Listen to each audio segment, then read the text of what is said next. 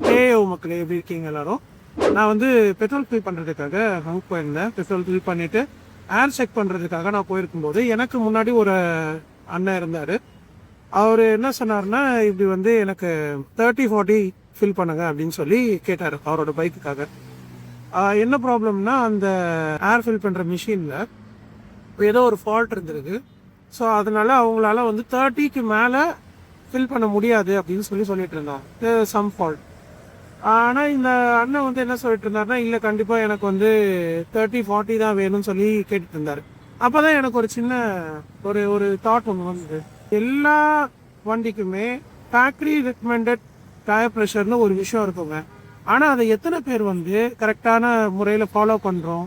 எல்லாருமே வந்து யாரோ ஒருத்தர் சொல்லி வச்ச 30-40 இல்லை 35-45 அப்படின்றத ஃபில் பண்ணிட்டு போயிட்டு இருக்கோம். ஆனால் நிறைய வண்டிகளுக்கு அது வந்து கொடுக்கப்பட்ட ப்ரெஷரை விட அதிகமான ஏர் ப்ரெஷர் வந்து நம்ம டயரில் நம்ம ஃபில் பண்ணும்போது எப்பயுமே அது வந்து நம்மளோட டயருக்கு வந்து ஒரு ஆபத்து தான்.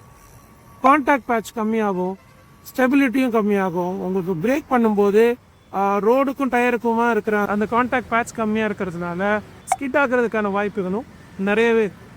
ஸோ நான் என்ன சஜஸ்ட் பண்ணுறேன் அப்படின்னா, தயவு செஞ்சு உங்களோட ஃபேக்ட்ரி ரெக்கமெண்டட் டயர் ப்ரெஷர் என்னவோ அதையே உங்கள் வண்டிக்கு ஃபில் பண்ணுங்கள். அதுதான் வந்து ரொம்ப சேஃபும் கூட. ஸோ அந்த டயர் ப்ரெஷர் எங்கே இருக்கும் அப்படின்னு கேட்டிங்கன்னா, பைக்ஸாக இருந்ததுன்னா பைக்கோட ஸ்விங் ஆர்மில் அது ஸ்டிக்கர் பண்ணியிருப்பாங்க, ஸ்கூட்டர்லையும் ஸ்டிக்கர் பண்ணியிருப்பாங்க. அங்கே கொடுத்துருக்க டயர் ப்ரெஷர் என்னவோ அதையே ஃபாலோ பண்ணி நம்ம சேஃபாக ஓட்டுவோம், சேஃபாக ரைட் பண்ணுவோம். வாழ்க்கையே வாழ்க்கைக்கு தானே.